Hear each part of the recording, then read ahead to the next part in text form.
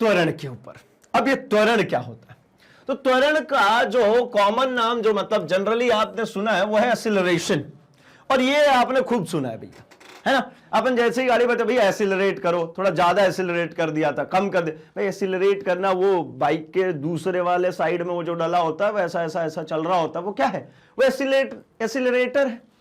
Accelerator है मतलब क्या? एक्सीलरेट करने वाला है। क्या है वो? एक्सीलरेट करने वाला। एक्सीलरेट को हम क्या कहते हैं? त्वरण। अच्छा, उसे क्या करते हैं भाई? ऐसा ऐसा ऐसा चला चला करके करते क्या है उससे? तो आप कहेंगे नहीं, ऐसा करते हैं तो वो स्पीड बढ़ जाती है, और ऐसा करते तो कम हो जाता है। अच्छा, मैं ऐसा कहूं क्या? ऐसा करते तो वेग में परिवर्तन ज्यादा होने लगता है, और ऐसा करें तो वेग में परिवर्तन होता है, लेकिन अब उसका जो स्पीड है वो डाउन हो रही है। मतलब इससे क्या कर रहे भाई? वेग में परिवर्तन। जो बाइक में दूसरे साइड पे है आपके, उसमें क्या करें? बाइक में, स्कूटर्स में क्या करें आप? तो वेग में परिवर्तन। ठीक है, वेग में परिवर्तन करने का मतलब यह है कि अगर उस वेग परिवर्तन की भी दर निकाल दूं, मैं सिखा ही रहा हूं भैया कब से कि भैया क्या हो रहा है कि जब जब हम बात करेंगे किसकी? परिवर्तन की, तो उसका एक दर निकालेंगे, रेट निकालेंगे। और जब भी रेट निकालने की बारी आती है तो कौन आता है हमारे सामने? तो समय। हम यही तो डिस्कस कर रहे हैं कि भैया कौन आता है? समय। समय क्या होता है भाई? समय एक ऐसी क्वांटिटी है जो कि इजीली किसी को भी कंपेयर कर सकने में सक्षम है। वो आसानी से कंपेयर, तुलना कर देता है। अब अगर उसने तुलना करी तो क्या बनेगा नया टर्म? तो भाई वेग परिवर्तन की दर को, क्या? वेग परिवर्तन की दर को हम कहते हैं भाई त्वरण। क्या कहते हैं? त्वरण, एक्सीलरेशन। आपको क्लियर भी हो चुका है, याद भी हो चुका है कि भैया हम एक्सीलरेटर से क्या करते हैं? तो उसका वेग का परिवर्तन, उसको तेज कर सकते हैं, उसको स्लो कर सकते हैं, है ना। व्हीकल को तेज कर सकते हैं, व्हीकल को स्लो कर सकते हैं, मतलब हम वेग में परिवर्तन कर रहे हैं। और उसी का जो रेट निकालेंगे, जो दर निकालेंगे, समय से विभाजित कर देंगे, तो भाई उसी को हम कह लेंगे क्या? त्वरण। ठीक है, अब बात करते हैं हम कि भाई इसकी डेफिनेशन, इकाई समय में किसी वस्तु के वेग परिवर्तन की दर को त्वरण कहते हैं। अब ये त्वरण में त्वरित गति क्या होगा, तो जरा समझते हैं। यदि किसी वस्तु का वेग उसके आरंभिक वेग का मान u से t समय में अंतिम वेग v है, मतलब सुनिए, हमने बाइक को चला रहे हैं, धीरे धीरे धीरे धीरे अपन चल रही है, हमने एक टाइम देखा, ठीक, एक समय हमारे पास मिला, हमने उसको मान लिया कि भैया ये प्रारंभिक समय है। हमने ऐसा कह दिया कि भाई मैं एक t = 0 अब देखना शुरू कर रहा हूं ना मैं समय, तो मैंने कह दिया कि भैया ये पॉइंट A है, और यहां से जब मैं गुजर रहा था तो मेरा जो वेग है वो u, मैं ऐसा लिख लेता हूं, u मीटर प्रति सेकंड था। क्या था? u मीटर प्रति सेकंड। और मैंने थोड़ी देर बाद फिर से समय देखा, तो फिर से मुझे मिला कि भैया अब जो है t = एक कोई सा भी समय, मान लीजिए कि भैया 15 सेकंड के बाद, तो 15 सेकंड के बाद मैंने देखा कि मेरी जो वेग है वो v हो चुकी है ना। कुछ ऐसा लिख देता हूं, शुरुआत में यहां पे 20 मीटर प्रति सेकंड था, और जब मैं यहां आ गया तो यहां पे मेरा जो वेग निकला वो हो गया भाई 30 मीटर प्रति सेकंड। तो मुझे क्या समझ में आया कि प्रारंभ में मेरे पास जो वेग था वो 20 मीटर प्रति सेकंड का, आखिरी में 30 मीटर प्रति सेकंड का, और 20 से 30 जाने में मेरे को 15 सेकंड का समय लगा। ऐसा ही तो करेंगे ना, गाड़ी धीरे धीरे चल रही है, धीरे धीरे हमने उसका एक्सीलरेटर तेज करते गए, गाड़ी क्या होगी? स्पीड धीरे धीरे बढ़ रही है, तो क्या अचानक से 20 से 30 चली जाएगी क्या? तो कहेंगे नहीं, समय लगता है ना। आपने ओडोमीटर देखा होगा, चलिए यहीं पे एक और चीज डिस्कस कर लेता हूं। जो आपके गाड़ियों में ऐसा लगा होता है, यहां पे मार्किंग्स जो डली होती हैं, इसको हम क्या कहते हैं? ये ओडोमीटर होता है भाई। ये क्या होती है? ओडोमीटर। जो स्पीड मेजर करता है उसको हम कहते हैं क्या? ओडोमीटर।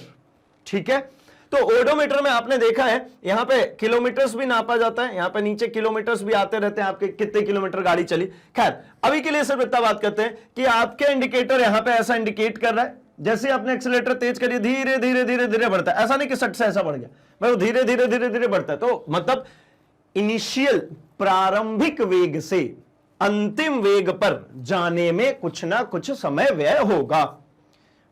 प्रारंभिक वेग से अंतिम वेग तक जाने में कुछ ना कुछ समय व्यय होगा, और वही व्यय हुआ समय क्या कहेंगे भाई? समय अंतराल। क्या कहते हैं उसको? समय अंतराल।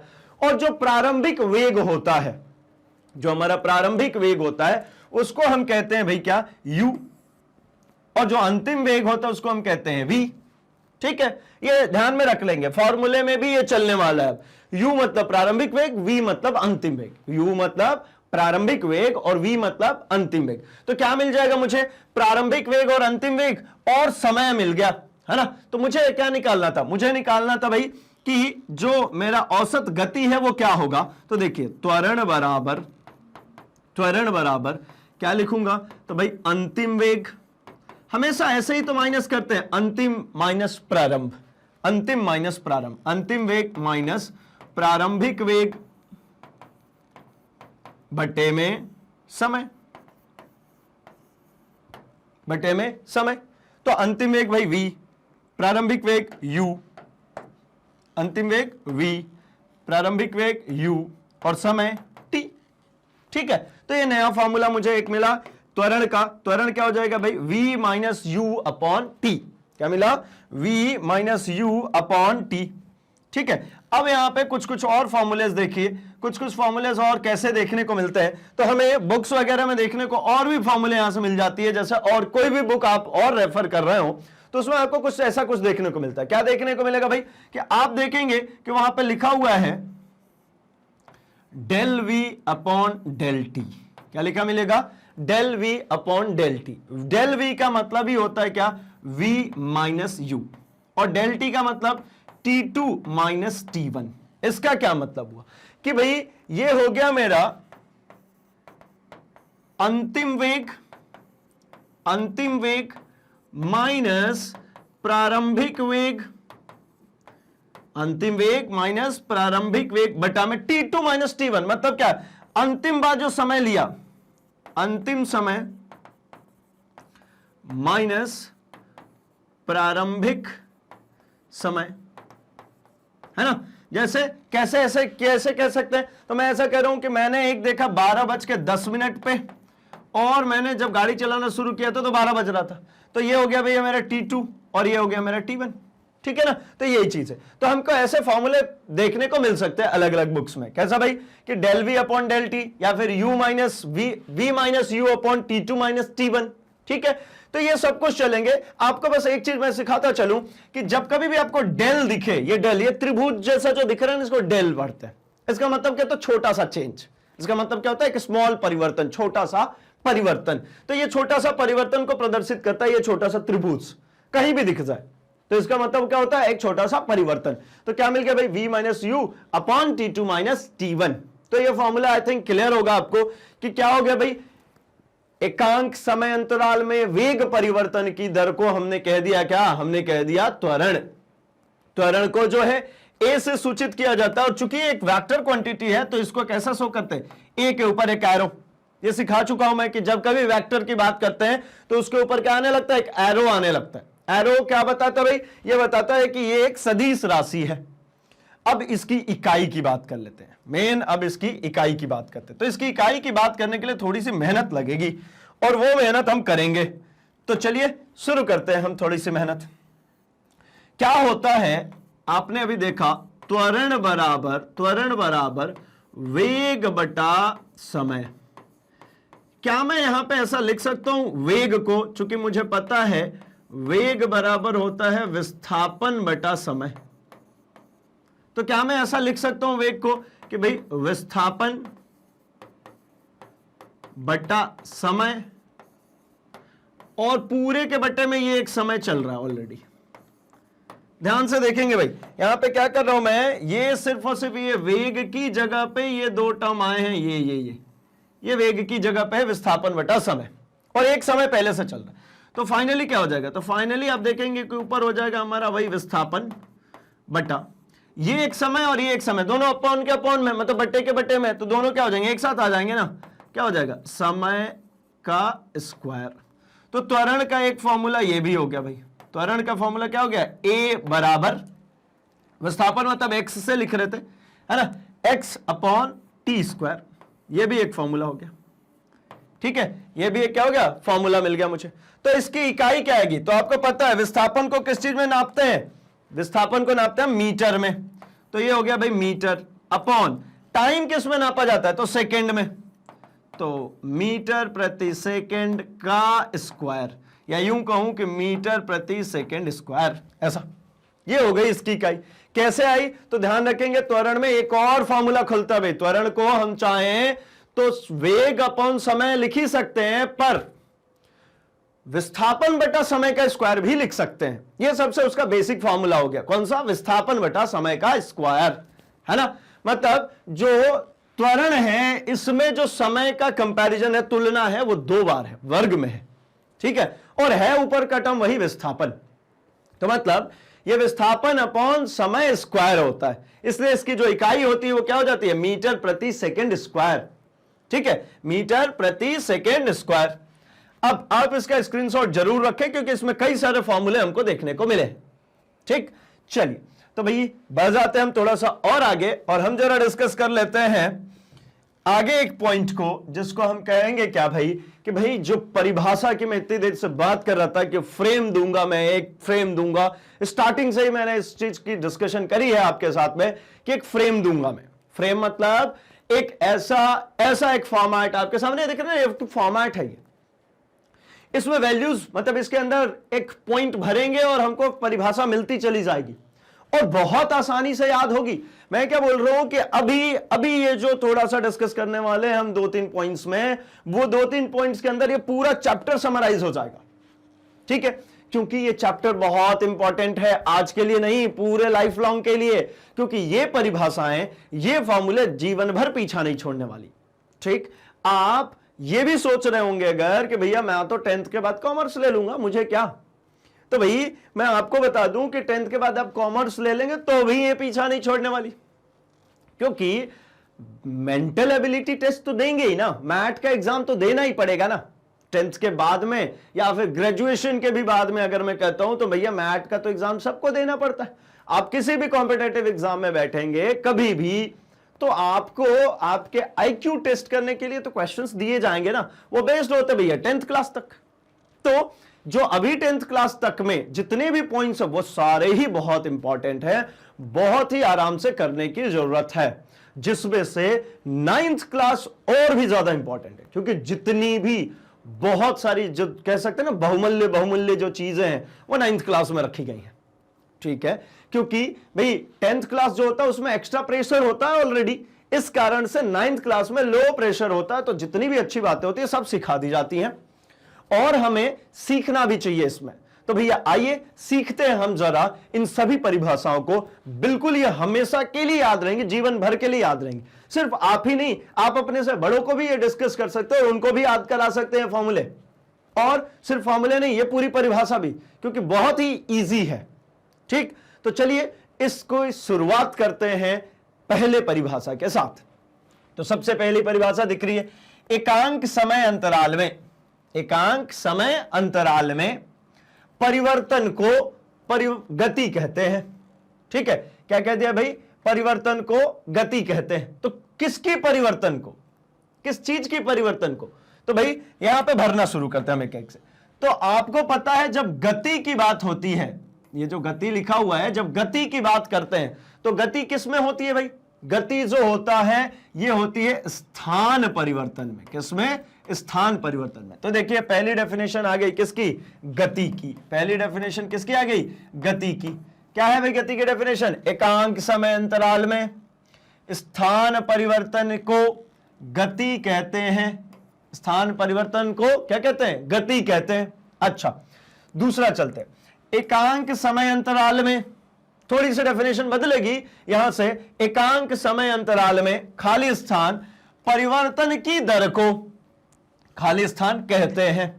क्या भरे भाई? तो इसमें अगर मैं भर देता हूं कि भाई दूरी परिवर्तन की दर को, किसकी? दूरी परिवर्तन की दर को, तो आप कहेंगे भैया इसको क्या कहते हैं? इसको चाल कहते हैं। ठीक।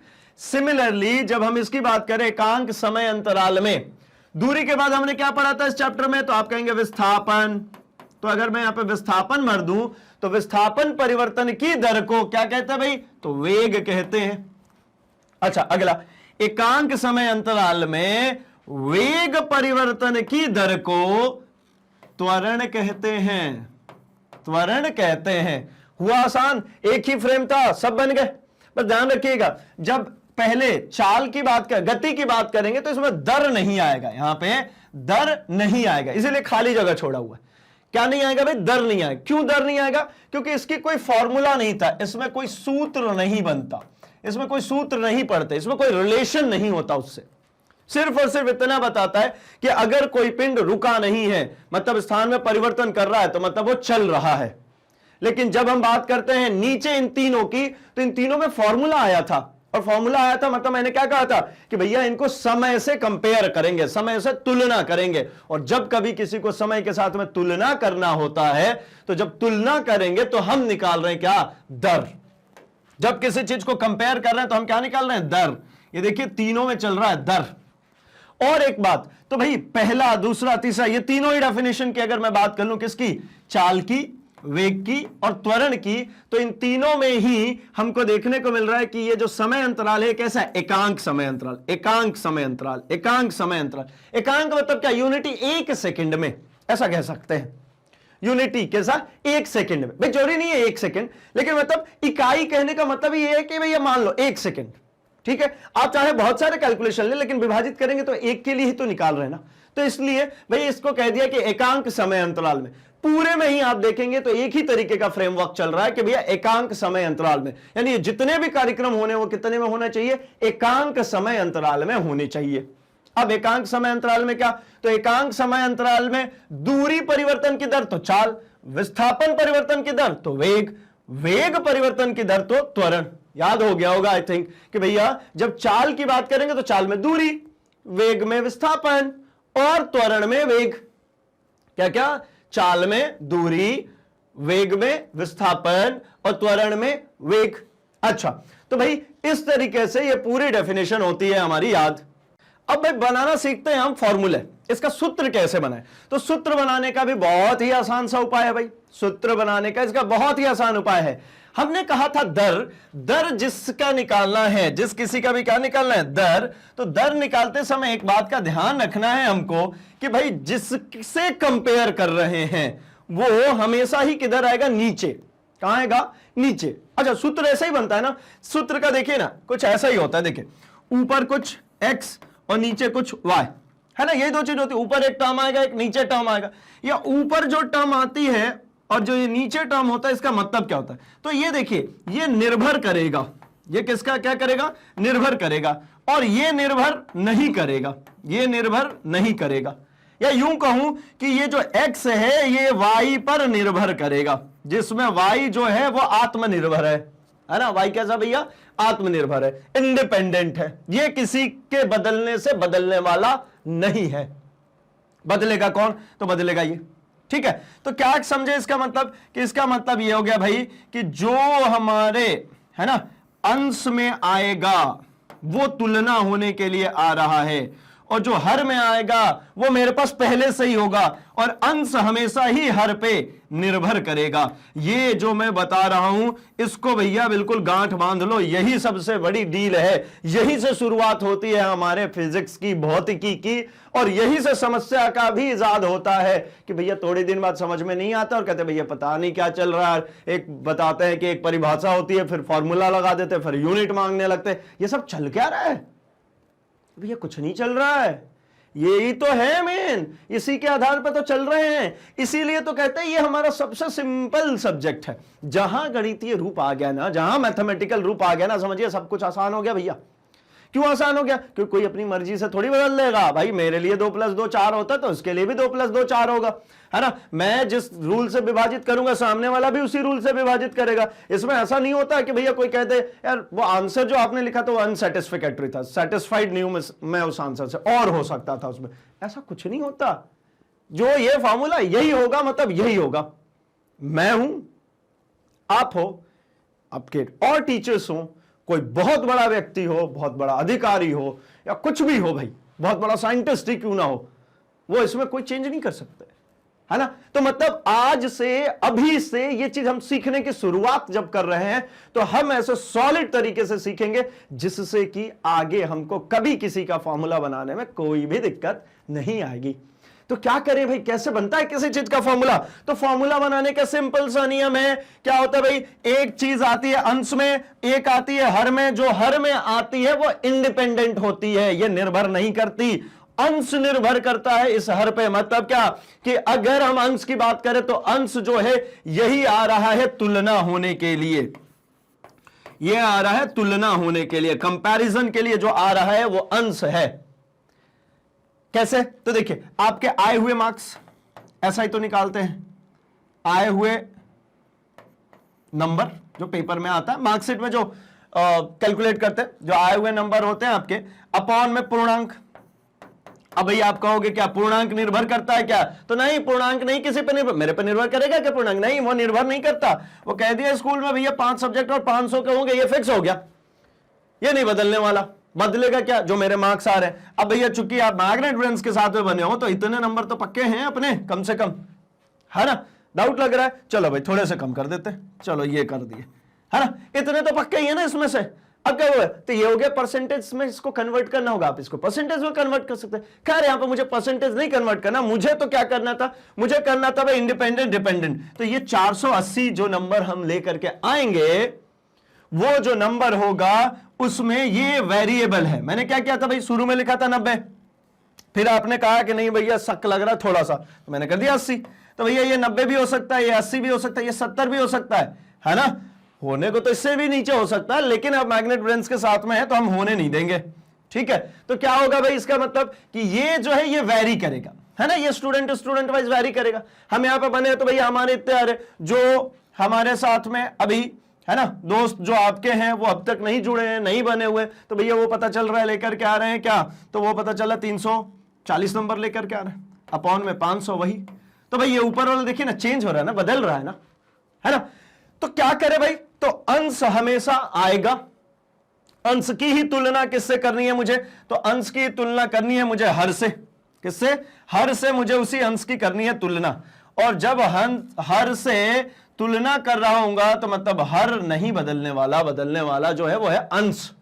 ठीक, तो भाई कैसे करें? तो एक बात समझिए, मैंने क्या बोला कि जो हर होगा, है ना, जो हर होगा वो हमेशा ही इंडिपेंडेंट होगा। ये कैसा होगा? इंडिपेंडेंट। और जो अंश होगा वो कैसा होगा भाई? डिपेंडेंट, है ना? ये निर्भर करेगा इस पे। तो अब एक बात बताइए, यहां पे भी समय समय समय, क्या समय किसी पर निर्भर करेगा? तो ध्यान रख लीजिए, बिल्कुल स्टॉप पॉइंट मार्क करके, कि समय किसी पे भी निर्भर नहीं करता। समय एक इंडिपेंडेंट क्वांटिटी है। समय क्या है भाई? एक इंडिपेंडेंट क्वांटिटी है ना? एक ऐसी राशि है जो किसी पे निर्भर नहीं करती है। ठीक, तो मतलब एक चीज फिक्स हो गया कि भाई यहां पे मैं लिखने वाला हूं किसकी? चाल। यहां पर मैं लिखने वाला हूं किसके लिए? वेग। और यहां पर मैं लिखने वाला हूं किसके लिए? त्वरण। तो अब इन तीनों में एक चीज तो नियत हो गई, नीचे आ गया समय। इसमें भी समय, इसमें भी समय, और भैया इसमें भी समय। ये तीनों में क्या गया? समय समय समय। अब क्या करें, ऊपर किसको ले आए? तो भाई किसको परिवर्तित किया था? दूरी को। तो चलिए यहां पे दूरी डाल दीजिए। अच्छा, यहां पे किसको? तो विस्थापन को। आ जाओ भैया, विस्थापन रख देते हैं। ओके, अब किसकी बात करें? तो भैया यहां पे वेग को। तो आओ जरा वेग रख के देख लेते हैं। ये हो गया क्या फॉर्मूला तैयार? तो आप कहेंगे हाँ हो तो गया, आसान था क्या? हाँ, क्या? जो इंडिपेंडेंट था नीचे, जो डिपेंड होने आया ऊपर, जिसको कंपेयर कर रहे, जो बदल रहा है वो ऊपर, और जो हमेशा नियत रहने वाला है वो नीचे, जो हमको पहले से ही पता है वो नीचे, और जो बदलेगा, जो आएगा, उसको ऊपर। क्लियर हुआ क्या? याद हुआ? बिल्कुल। तो चलिए भाई इसको क्या करें, तो इसकी इकाई भी बना लेता हूं मैं। तो इकाई कैसे लिखेंगे? तो आपको पता है कि भाई यहां पर जो दूरी है इसको नापते हैं मीटर में। तो ये हो गया भैया मीटर प्रति सेकंड। अच्छा, नीचे विस्थापन, ये भी एक तरीके का दूरी ही है, ये भी एक तरीके की दूरी ही है, लेकिन कैसी? शॉर्टेस्ट, न्यूनतम दूरी, एक ऐसी दूरी जिसमें दिशा है, सिंगल दिशा में चलेंगे। तो भाई ये भी मीटर प्रति सेकंड। और वेग चूंकि होता है मीटर प्रति सेकंड, नीचे आ गया समय, तो क्या हो जाएगा? मीटर प्रति सेकंड अपॉन में क्या भाई, समय के लिए 1 सेकंड, तो ये फाइनली क्या हो जाएगा, मीटर प्रति सेकंड का स्क्वायर। ये लो भैया, हो गई हमारी डेफिनेशन तैयार, हो गया मेरा फॉर्मूला तैयार, और साथ में हो गई मेरी इकाई तैयार। और मैं यही तो बोल रहा हूं, ये शुरुआत है, ये बिल्कुल स्टार्टिंग पे है, बिल्कुल सबसे पहला है आपके भौतिकी के सारे फॉर्मूले, डेफिनेशंस और यूनिट्स, बिल्कुल स्टार्टिंग पे हैं। यहां से अगर बेस तैयार हो गया तो हमको बिल्कुल परेशान नहीं होना पड़ेगा आगे आगे तक। और इसमें है भी कुछ नहीं, आसान से तो है।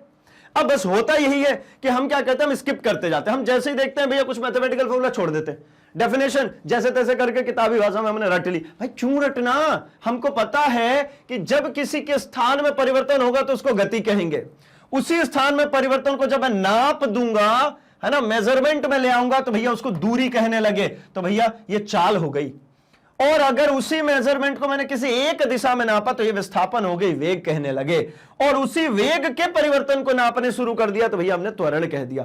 फॉर्मूला तो चाल हो गया दूरी बटा समय, वेग हो गया विस्थापन बटा समय, त्वरण हो गया वेग बटा समय। मीटर प्रति सेकंड ये दोनों तो सेम हो गए, और ये हो जाएगा मीटर प्रति सेकंड का स्क्वायर, क्योंकि वेग का मीटर प्रति सेकंड होता है, और 1 सेकंड और आ गया। आसान है बिल्कुल भाई, इसको आप भाई बहुत ही अच्छे तरीके से लिख लें, इसको स्क्रीनशॉट लीजिए। आप चाहें तो भैया इसका बढ़िया सा एक पोस्टर बनाइए और चिपका दीजिए दीवार पे, फिर देखते हैं ये कैसे नहीं होता है ना। ये होगा, और इसी पर डिपेंडेंट है हमारे इस साल के सारे ही टॉपिक्स। तो भैया ये क्यों नहीं करें, ये शुरुआत ही यहीं से है ना। ये हुआ, बाकी सब स्मूथ हो जाएंगे। तो भैया इसको बिल्कुल स्क्रीनशॉट लीजिए और इसको बढ़िया दीवार पे चिपकाइए, कैसे बना के, बेहतरीन रंगीन तरीके से, ठीक। और जितने भी लोग भैया इसको इस तरीके से बनाएंगे वो पोस्ट भी कर सकते हैं कि हमने बनाया, और याद हो जाएगा इस तरीके से, ठीक है। आएगा डेफिनेटली पेपर में भैया, इस चैप्टर से यही आना है। और आपको आगे भी जितने फॉर्मूले आएंगे उसमें इसी पे वेरिएशन चलेंगे, इसी में बहुत कुछ बदल रहे होंगे, बहुत सारी चीजें इसके अंदर चेंज कर रहे होंगे, ठीक है। चलिए तो बढ़ जाता हूं मैं अपने अगले पॉइंट पे, जो कि है यूनिफॉर्म। अब इस चैप्टर में क्या आता है तो जरा सुनिए। सबसे पहले परिभाषा की, परिभाषा के बाद मैं एक शॉर्ट में आपको डिस्कस कर लेता हूं। पहले हमने परिभाषा की, परिभाषा के बाद हमको करना पड़ेगा क्या कि इनकी जो टाइप्स हैं, है ना, तो 3 टाइप सब में है, यूनिफॉर्म, नॉन यूनिफॉर्म और एवरेज। क्या क्या, यूनिफॉर्म, नॉन यूनिफॉर्म और एवरेज। एक समान, असमान और औसत। एक समान, असमान और औसत। ऐसा जरूरत क्या पड़ रही है तो जरा समझिए। हमारे पास उसमें क्या कहा था भाई कि एकांक समय अंतराल में, समय अंतराल सबका फिक्स कर दिया। अब कोई ऐसी चीज है जो शुरू के 5 मिनट में 5 किलोमीटर चल रही है, अगले 5 मिनट में भी 5 किलोमीटर चल रही है, अगले 5 मिनट में भी 5 किलोमीटर ही चल रही है, अगले 5 मिनट में 5 किलोमीटर ही चल रही है ना। अच्छा, मतलब क्या, बराबर समय अंतराल में बराबर दूरी। अच्छा, ये 5 से ऐसे कंफ्यूज नहीं होना। मान लेते हैं शुरू के 5 सेकेंड में, शुरू के 5 सेकेंड में वो 15 मीटर चलता है, फिर अगले 5 सेकेंड में 15 मीटर, फिर अगले 5 सेकेंड में 15 मीटर। तो मतलब क्या हुआ, समय 5 सेकेंड का, और जो दूरी है वो 15 मीटर 15 मीटर 15 मीटर का। मतलब हर एक समय अंतराल में बराबर बराबर चल रहा है।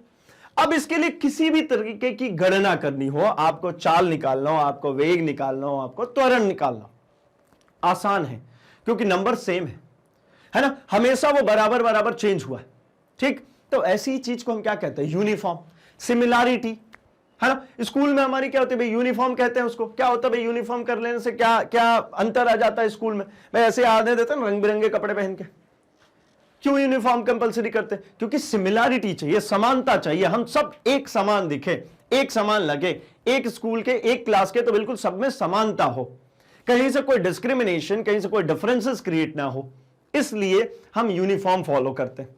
यूनिफॉर्म का मतलब क्या समझते हैं भाई, एक समान, है ना, एक समान। क्या एक समान होगा भाई, समान समय अंतराल में समान परिवर्तन। क्या होगा, समान समय अंतराल में समान परिवर्तन, ठीक। क्या लिखा है, समान समय अंतराल में समान परिवर्तन, समान समय अंतराल में समान परिवर्तन, तो उसको हम कहते हैं यूनिफॉर्म, एक समान। अच्छा, थोड़ा सा यहीं पे डिस्कस करता हूं, लेकिन मैं अभी आगे और डिस्कस करने वाला हूं। मैंने आपको बोला है कि मैं 3-4 स्लाइड्स में आपको इस तरीके से इस चैप्टर को तैयार करा दूंगा कि बाकी कुछ भी देखने की जरूरत नहीं पड़ने वाली है, बिल्कुल श्योर। चलिए अगले में हम क्या बात करेंगे भाई, असमान। असमान क्यों, जरा समझिए। मान लेते हैं जब रेगुलर प्रैक्टिस की बात करते हो तो आपको पता है ना, आप रेगुलर प्रैक्टिस में ऐसा कर नहीं सकते कि शुरू के 5 मिनट में आप अगर 15 किलोमीटर गए थे, ज्यादा हो गया क्या, हाँ बहुत ज्यादा हो गया, कम कर लेते हैं, शुरू के 5 मिनट में मान लेते हैं कि भैया 500 मीटर गए थे, ठीक है, ये अच्छा सा, ठीक। अगले 5 मिनट में पता चले 1 किलोमीटर चले गए, मतलब 1000 मीटर चले गए। अगले 5 मिनट पता चले भैया भीड़ भाड़ आ गई तो पता चल रहा 250 मीटर ही चल रहा है। मतलब क्या हो रहा है, रियल प्रैक्टिस में तो ऐसा ही होता है ना। रियल प्रैक्टिस में ऐसा नहीं हो सकता ना कि हर एक 5-5 मिनट के जो स्लॉट बनाए हैं उसमें बराबर ही दूरी तय हो, बराबर विस्थापन ही हो, बराबर वेग में ही परिवर्तन हो, ऐसा जरूरी नहीं है भाई। असमान रूप से हो सकता है, पहले 5 सेकंड का कुछ और डाटा होगा, अगले 5 सेकंड का कुछ और, अगले 5 सेकंड का कुछ और। तो ऐसी स्थिति में क्या करें, तो भाई पहले तो इनको असमान कह दीजिए, ये बराबर नहीं है, सेम नहीं है, यूनिफॉर्म नहीं है, ये नॉन यूनिफॉर्म है, सब अलग अलग है। अब भैया जब सब अलग अलग हो गए तो क्या करना पड़ेगा, फिर औसत निकालना पड़ेगा। क्या करना पड़ेगा, औसत निकालना पड़ेगा। क्यों औसत, क्योंकि किसको लें, कम वाले को लें कि ज्यादा वाले को लें। सब कहते हैं ना कम लो ना ज्यादा लो, बीच में एक वैल्यू ले लो, मध्यमान ले लो, मिडिल वैल्यू ले लो, उसी को हम क्या कहते हैं, औसत, औसत मान। तो क्या कहते हैं भाई, उसमें एवरेज निकालना पड़ती है। तो ये 3 टाइप सब में आ जाएंगे। किसमें किसमें भाई, एक समान, असमान और औसत। मतलब एक समान आपकी गति, एक समान आपका चाल, एक समान आपका वेग और एक समान आपका त्वरण। वैसे ही असमान में ये पूरे चारों पॉइंट्स, वैसे ही आपके औसत में आ जाएंगे। तो हम जरा शुरू कर लेते हैं एक समान की। आपको ये चीज बिल्कुल क्लियर हो गई है। मैं अगर आपको दूरी बोलता हूं, दूरी परिवर्तन, तो भैया आप कहते हैं चाल। अगर मैं वेग बोलता हूं तो आप कहते हैं विस्थापन में परिवर्तन। अगर मैं त्वरण कहता हूं तो आप कहते हैं भैया वेग में परिवर्तन। ये क्लियर है ना, क्या दूरी परिवर्तन तो चाल, विस्थापन परिवर्तन तो वेग, और वेग परिवर्तन तो त्वरण। क्लियर हो चुकी है। अच्छा, सिर्फ स्थान परिवर्तन और समय का कोई लेना देना नहीं तो गति, ये बात क्लियर हो गई। गति, अगर गति जैसे ही मैंने बोली इसका मतलब स्थान परिवर्तन। चाल बोला मतलब दूरी में परिवर्तन की दर। अगर मैंने वेग बोला तो विस्थापन में परिवर्तन की दर, और अगर मैंने बोल दिया आपको त्वरण तो वेग में परिवर्तन की दर। अब चलिए शुरू करते हैं हम जरा एक समान की कैसे बनेगी डेफिनेशन। तो एक समान की डेफिनेशन आसान होगी ना, क्या, एक समान समय अंतराल में एक समान, है ना, एक समान समय अंतराल में एक समान, क्या, तो एक समान यहां पर चेंज करेंगे हम किसको, एक समान हम चेंज कर देते हैं स्थान को, एक समान स्थान परिवर्तन को एक समान क्या कहेंगे, तो एक समान कहेंगे, एक समान कहेंगे हम गति, एक समान गति। अच्छा, अगले में बात कर लेते हैं कि भाई एक समान समय अंतराल में, एक समान समय अंतराल में एक समान किसका, तो अगला आ जाता है मेरा दूरी, दूरी परिवर्तन की दर, है ना, कि एक समान क्या कहलाएगी, तो एक समान चाल कहलाएगी। अगर मैं इसी तरीके से बात करूं, एक समान समय अंतराल में एक समान विस्थापन, एक समान विस्थापन परिवर्तन की दर की एक समान वेग कहते हैं। और अगर यहां पे मैं भर देता हूं एक समान वेग परिवर्तन की दर, तो उसको हम कहेंगे क्या, इसको कहेंगे हम एक समान त्वरण। अब देखिए आपको आसान सा लग रहा होगा क्या, कि भाई एक समान समय अंतराल में एक समान दूरी परिवर्तन के दर को क्या कहेंगे भाई, के दर को एक समान चाल कहते हैं। एक समान समय अंतराल में एक समान विस्थापन परिवर्तन की दर को एक समान वेग कहते हैं। एक समान समय अंतराल में एक समान वेग परिवर्तन की दर को एक समान त्वरण कहते हैं। मतलब मैं आपसे सिंपली इतना कहना चाह रहा हूं इसमें कि आपके पास में यहां पर गिवन है ऊपर की तरफ, यहां पे एक समय अंतराल है ना, यहां पे हम दे देते हैं क्या, समय अंतराल, और यहां पर दे देते हैं दूरी में परिवर्तन। अगर पहले 5 सेकंड में, पहले 5 सेकंड में वो 15 मीटर गया, पहले 5 सेकंड में 15 मीटर, अच्छा अगर मैं 10 सेकंड में 30 मीटर उसको चला देता हूं, 10 सेकंड में 30 मीटर, तो क्या बदल गया क्या, तो आप कहेंगे नहीं, ये टाइम भी डबल हुआ तो भाई दूरी भी डबल हो गई ना, तो ये एक समान ही है, ये असमान नहीं है। मतलब अगले 5 में भी अगर बढ़ता हूं, जैसे मान लेते हैं मैं यहां पे कर देता हूं 15 में, तो ये कितना हो जाएगा भाई 45। आपको अब निकालने की बात कर दे कि नहीं भैया आप तो इसको कैलकुलेट करके दो तब मैं मानूंगा कि समान है। तो पहले वाले के लिए कैलकुलेट करता हूं मैं, तो क्या होता है भाई चाल बराबर दूरी बटा समय। चाल बराबर क्या होता है दूरी बटा समय। तो जरा इन तीनों चारों टेबल्स के लिए निकाल के देखते हैं। दूरी बटा समय मतलब 15/5, यहां पे अगर करते हैं तो 30/10, अगर यहां पे करते हैं तो 45/15। कैंसिल करके देखिए, तो कैंसिल करने पे आप पाएंगे कि यहां पे मुझे मिला 5 से 3 बार में, 10 से 3 बार में और 15 से 3 बार, मतलब 3 मीटर प्रति सेकेंड, 3 मीटर प्रति सेकेंड, 3 मीटर प्रति सेकेंड। तो ये एक समान है कि असमान? तो आप कहेंगे बिल्कुल एक समान है, सब समान है ना, ये भी 3, ये भी 3, ये भी 3। आप जितने भी स्लॉट में देख रहे हैं उसमें आपको क्या मिला है? एक समान चाल, मतलब कांस्टेंट चले जा रहा है, यूनिफॉर्म चले जा रहा है।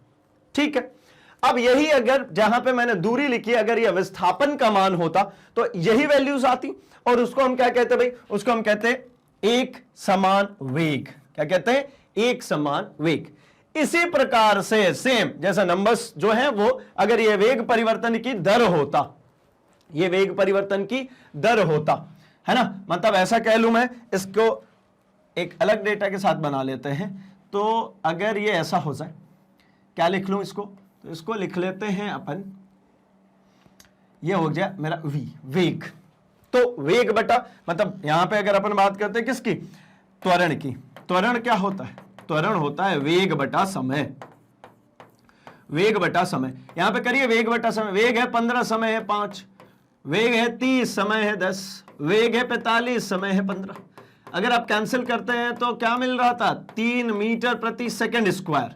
ये भी 3 मीटर प्रति सेकंड स्क्वायर, 3 मीटर प्रति सेकंड स्क्वायर। सेकंड स्क्वायर क्यों? क्योंकि त्वरण की इकाई सेकंड स्क्वायर होती है, मीटर प्रति सेकंड स्क्वायर होती है। तो फिर से देखिए ना, ये एक समान त्वरण हो गया ना। तो एक समान के लिए क्या फ्रेम बनता है भाई? कि एक समान समय अंतराल में एक समान परिवर्तन क्या कहलाता है? एक समान कहलाता है। एक समान समय अंतराल में एक समान परिवर्तन एक समान कहलाता है। तो भाई एक समान के बाद क्या? तो एक समान के बाद एक ब्लैंक था, स्थान परिवर्तन तो गति कहला जाएगा, अगर दूरी परिवर्तन तो चाल कहला जाएगा, और अगर विस्थापन परिवर्तन तो वेग कहला जाएगा, और वेग परिवर्तन तो भैया त्वरण कहला जाएगा। और फिर से आपको याद दिला दूं, पहले वाले में दर नहीं होता और इन सभी में दर होता है, इन सभी में दर होता है, क्योंकि इन सभी की फॉर्मूला बनता है। ये सभी का हमने देखा ना कि सूत्र बनता है, तो इन सभी में क्या आ जाता है भाई? दर। और पहले वाले में जब गति की बात करते हैं इसमें दर नहीं आता। दर क्यों नहीं आता? इसका कोई फॉर्मूला नहीं होता, सिर्फ कहते हैं ना कि जो चल रहा है वो गति कर रहा है भाई, रुका नहीं है। ठीक, तो ये आपका हो गया पूरा, ये आपका पूरा हो गया क्या भाई? यूनिफॉर्म। ठीक है, तो आप इसके भी स्क्रीनशॉट रखिए, ये भी पूरी परिभाषा रही आपकी, पूरी एक साथ याद होगी। ठीक, तो आपके पास इसका भी स्क्रीनशॉट आ चुका, और इसके लिए भी आप चाहें तो भैया बना सकते हैं एक बहुत बढ़िया सा पोस्टर, जिससे कि आपको हमेशा हमेशा के लिए याद रह जाएगा। ठीक है, अब ये है क्या? तो आप ऐसा समझिए कि भाई हम सबसे पहले क्या देखेंगे भाई? गति। और गति के जब प्रकार लिखेंगे तो ऐसे लिखेंगे, पहले क्या? एक समान गति, फिर लिखेंगे असमान गति, और फिर औसत गति। ठीक, फिर चाल लिखेंगे तो चाल में फिर एक समान चाल, असमान चाल, औसत चाल। ठीक है, तो एक एक करके मैं इकट्ठा इसलिए करूं, कंपेयर करके याद हो जाए। अलग अलग तो हमने देख ही लिया है, ये इकट्ठा कर रहे हैं हम एक एक साथ में, ताकि याद हो जाए कंपेयर कर करके। चलिए, यूनिफॉर्म के बाद अब बारी आती है भाई नॉन यूनिफॉर्म की, या फिर यूं कह लें कि भैया अब हमारे पास बारी आती है किसकी? असमान की। किसकी बारी आ रही है? असमान। असमान का मतलब क्या होता है भाई? Non uniform. मतलब अभी क्या होगा? समय अंतराल सेम रहेगा, समय अंतराल सेम रहेगा, लेकिन जो परिवर्तन होने के लिए आ रहा था वो परिवर्तन अलग अलग हो जाएगा। कौन कौन परिवर्तन भाई? तो अगर स्थान परिवर्तन अलग अलग हो रहा है तो असमान गति, दूरी परिवर्तन अलग अलग हो रहा है तो असमान चाल, अगर विस्थापन में परिवर्तन अलग अलग हो रहा है तो भाई असमान वेग, और अगर वेग में अलग अलग परिवर्तन हो रहा है तो असमान त्वरण। अच्छा, तो इन सबको कैसे करें? तो जरा लिख लेते हैं फिर से भाई। फ्रेम फिक्स है, फिक्स फ्रेम में हमको वैल्यूज डालनी होती। क्या होता है भाई? तो एक समान समय अंतराल में असमान परिवर्तन को असमान कहते हैं, ऐसे याद रखेंगे। एक समान समय अंतराल में, समय अंतराल को बदल देंगे ना तो आपको कैलकुलेशन दिक्कत होगी, इसलिए एक समान ही रख लिया। एक समान समय अंतराल में असमान परिवर्तन को असमान कहते हैं, ऐसे याद रखेंगे। जैसे पीछे क्या रखा? एक समान समय अंतराल में समान परिवर्तन को समान कहते हैं, तो यहां पे असमान को असमान कहते हैं। असमान क्या? तो भाई एक समान समय अंतराल में असमान स्थान परिवर्तन को असमान क्या कहेंगे? असमान गति कहते हैं। असमान गति कहते हैं। अच्छा, एक समान समय अंतराल में असमान, अब कौन भाई? अब तो याद हो चुका है कितनी बार कि भैया दूरी, तो यहां पे भर देंगे चाल, यहां पे दूरी तो यहां पे चाल, यहां पे भाई क्या, यहां पे हम भर देंगे विस्थापन, तो अगले में क्या आ जाएगा? अगले में आ जाएगा आपको क्या? वेग। और यहां पे अगर लिख दिया क्या? वेग में परिवर्तन, तो यहां पे आपको क्या देखने को मिल जाएगा? यहां पे देखने को मिल जाएगा त्वरण। ये तो आसान सा हो चुका है, ठीक है, ये पूरे ही आसान से हो चुके हैं। क्या भाई? कि एक समान समय अंतराल में, एक समान समय अंतराल में असमान दूरी परिवर्तन की दर को, है ना, की दर को, यहां पे बस ध्यान में रखेंगे दर को है ना, यहां पे दर है, दर है, दर है। पहले वाले में दर नहीं था, फर्स्ट वाले में बात करें तो दर नहीं था, यहां पे दर आ जाएगा, ठीक है। तो मतलब एक समान समय अंतराल में असमान दूरी परिवर्तन की दर को असमान चाल कहते हैं। एक समान समय अंतराल में असमान विस्थापन परिवर्तन की दर को असमान वेग कहते हैं। और एक समान समय अंतराल में असमान वेग परिवर्तन की दर को असमान त्वरण कहते हैं। यह आसान हो चुका है, यह याद हो चुका है, बहुत बार रिपीट हो चुका है, फ्रेम ही तो बदल रहा है, वैल्यू नहीं। दूरी, चाल, विस्थापन, वेग, वेग, त्वरण, क्या क्या? दूरी, चाल, विस्थापन, वेग, वेग, त्वरण, और बिल्कुल ये याद हो चुका है। और हर बार फ्रेम बदल रहा हूं। फ्रेम में क्या बदल रहा हूं भाई? पहले हमने किया था डेफिनेशन, फिर हमने किया था एक समान, फिर हम कह रहे हैं क्या? असमान। असमान मतलब नॉन यूनिफॉर्म। अब ये दिक्कत आ गई क्या? जब एक समान था तब तो कैलकुलेशन आसान था, आपने देखा सब जगह पे जो आ रही थी वैल्यू हमारी 3 3 3 3 आ रही थी। जब 3 3 3 वैल्यू आ रही है तो 3 ही है ना, कैलकुलेशन करो ना, बहुत ही आसान है ना, एक ही नंबर चलने वाला है। लेकिन असमान हो गया, अब क्या करें? असमान हो गया मतलब चलिए एक टेबल बना करके हम देख लेते हैं कि भैया असमान में होगा क्या, असमान में क्या हो जाएगा। तो फिर से वही दूरी ले लेते हैं और यहां पर ले लेते हैं हम क्या? समय। तो भाई क्या कर लें अब? तो देखिए समय को एक समान ही रखना है ना, तो 5 सेकेंड 5 सेकेंड और 5 सेकेंड एक समान ही, चलिए समय को रख लिया। और अब जो दूरी है, दूरी को अलग अलग कर देते हैं। अलग अलग मतलब शुरू में मान लीजिए 15 चला, अगले में 20 चला और अगले में 10 चला। अब क्या हो गया भाई? आप चलिए यहां पे चाल निकाल करके दीजिए। तो चाल जो होता है ये होता है दूरी बटा समय। अब क्या कह रहे भाई? दूरी बटा समय। तो दूरी मतलब क्या? 15 बटा 5 कितना आ गया? तो ये आ गया 3। अच्छा ये कितना आ जाएगा? 20 बटा 5, ये कितना आ गया? 4। अच्छा यहां पे करके देखेंगे 5 से, तो 5 से करेंगे तो कितना आएगा भाई? 10 बटा 5 कितना आ गया? 2। मतलब ये आ गया 3 मीटर प्रति सेकेंड, यह आ गया 4 मीटर प्रति सेकेंड और यह आ गया 2 मीटर प्रति सेकेंड। तो इसको मानू, इसको मानू, इसको मानू, तीनों में से किसको मानू? कौन सही होगा? किसके साथ जाएं? है ना? क्यों? क्योंकि रियल प्रैक्टिस में ऐसा नहीं हो सकता कि कांस्टेंट चलते रहे, सेम चलते रहे। तो भाई ये हो गया नॉन यूनिफॉर्म, ये हो गया हमारा क्या? असमान। तो भाई यहां पे देखो असमान है ना, ये 3 है, ये 4 है, ये 2 है, अलग अलग है। अब ऐसी स्थिति में क्या कर ले भाई? तो ऐसी स्थिति में बहुत आसान है, जब सब कुछ अलग अलग हो जाता है तो औसत निकाल लेते हैं। क्या कर देते हैं भाई? औसत। औसत कैसे निकालेंगे? तो औसत निकालने के लिए हम जस्ट आगे अगले में हम एक फॉर्मूला पढ़ेंगे जिससे हम क्या करेंगे भाई? एक मध्यमान निकालेंगे। ऐसी स्थिति में मैं सिर्फ और सिर्फ लिखता हूं कि क्या कर दूंगा मैं यहां पे निकाल लूंगा औसत। औसत का मतलब क्या? मध्यमान। मध्यमान का मतलब बीच की एक वैल्यू, ठीक। चलिए तो भाई यहां पे जब हम बात कर लेंगे किसकी? विस्थापन की। तो विस्थापन में भी आप देखेंगे तो यही चीज है ना, इसको विस्थापन में भी कंपेयर करोगे तो सेम तरीके से चलेगा, अलग अलग। वेग में भी करें, अगर इसको वेग करते हैं कैलकुलेशंस पे ही आप जाइएगा अगर, तो कैलकुलेशन आप देख रहे हैं ये वेरी कर सकता भाई। शुरू के 5 सेकेंड में मान लीजिए वो 15 है, अगले में 20 है, अगले में 10 है, तो भाई वेरिएटेड है, चेंज है। और यही चेंज हमको क्या दर्शाता भाई? कि ये असमान है। क्या? असमान स्थान परिवर्तन, असमान गति, असमान दूरी परिवर्तन, असमान चाल, असमान विस्थापन परिवर्तन, असमान वेग, और असमान वेग असमान त्वरण। चलो भैया इसके भी स्क्रीनशॉट रखिए और इसका भी एक पोस्टर बनेगा और हमारा काम हो जाएगा भैया बहुत ही आसान। चलिए